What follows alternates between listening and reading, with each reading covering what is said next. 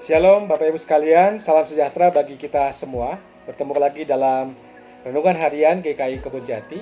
Dan hari ini kita akan membahas satu bagian dari surat Paulus kepada jemaat di Tesalonika dalam 1 Tesalonika 5 ayat 16 sampai 18 yang berkata, "Bersukacitalah senantiasa, tetaplah berdoa, mengucap syukurlah dalam segala hal, sebab itulah yang dikehendaki Allah dalam Kristus Yesus bagi kamu."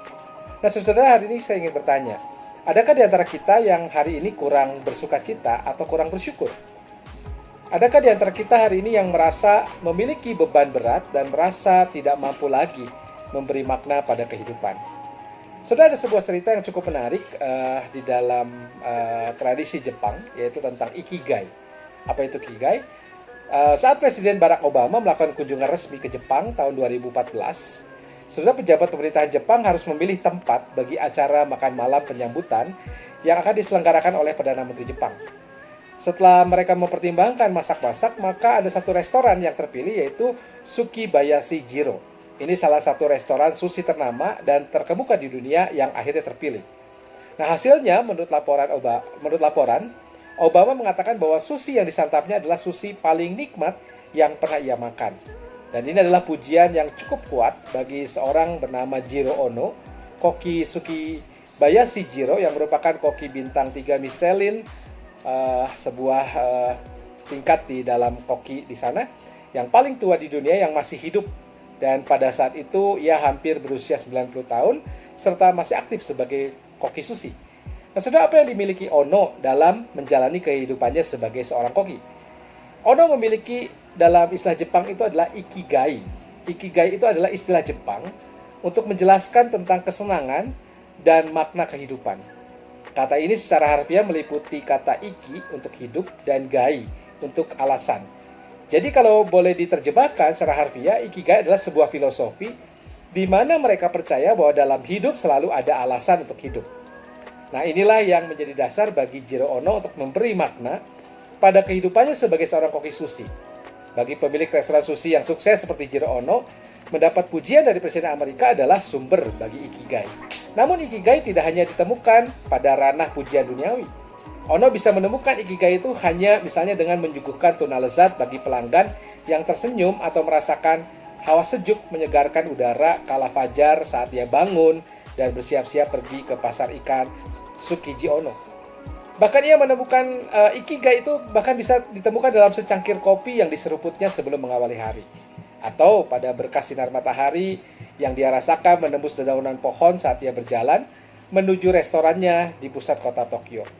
Ono bahkan berkata bahwa ia berharap suatu kali ia mati selagi ia membuat sushi. Nah, maka itu saudara, ini jelas bahwa Ikigai memberi makna yang mendalam. Meskipun faktanya Ono membutuhkan banyak langkah-langkah sepele yang sebetulnya monoton. Kalau kita lihat, dia menghabiskan waktu ketika mengolah sebuah gurita dan juga yang disebut kohada, ikan kecil mengkilat yang dianggapnya sebagai raja sushi. Nah, pertanyaannya, apakah Ono tidak pernah punya masalah? Tentunya ada, tetapi ia katakan ia tidak mau masalah itu membuatnya kehilangan Ikigai. Nah, saudara, ada seorang tokoh lagi yang bernama Charles Windor yang mengatakan bahwa masalah itu 10%. 90% adalah respon kita terhadap masalah. Nah, balik lagi ke pertanyaan kita hari ini, saudara. Apakah hari ini saudara kurang bersukacita atau bersyukur dan kehilangan makna atas hidup yang kita jalani? Surat Paulus kepada jemaat Tesalonika yang sedang mengalami penganiayaan ini berisi ajakan untuk bersukacita, tetap berdoa, dan mengucap syukur dalam segala keadaan. Bahkan di ayat berikutnya dikatakan jangan padamkan roh. Nah, saudara, dengan tetap bersukacita, tetap berdoa, dan mengucap syukur, Paulus dalam ayat 23 mengatakan bahwa semoga Allah damai sejahtera itu menguduskan kita. Dan semoga roh, jiwa, dan tubuh kita juga terpelihara sempurna dengan tidak bercacat pada kedatangan Yesus Kristus Tuhan kita. Nah, saudara, kalau kita melihat ini, inilah Ikigai kita. Inilah alasan kita hidup. Inilah alasan kita memberi makna pada hidup kita. Di ayat 24 kalau kita teruskan baca, dikatakan ia, dalam hal ini Yesus Kristus, yang telah memanggil kita adalah setia. Ia juga akan menggenapinya. Maka apa alasan kita hidup? Yang pertama, karena Allah setia. Maka itu yang kedua, mari kita jalani hidup, memandang hidup, melihat matahari, melihat keluarga, melihat suami istri, melihat anak-anak, melihat sepupu, melihat saudara-saudara kita. Itu alasan kita tetap bersukacita. Itu alasan kita tetap berdoa. Itu alasan kita tetap mengucap syukur dalam segala hal. Nah, kalau saudara masih kurang bersyukur, cobalah saudara bernafas 3 kali. Saudara sadari saudara hidup. Dan ingat, ketika saudara bernafas, nafas hidup itu berasal dari Allah. Maka bersyukurlah. Jadi, tidak ada alasan untuk tidak bersyukur hari ini. Tetap bersyukur, tetap berdoa, tetap bersukacita.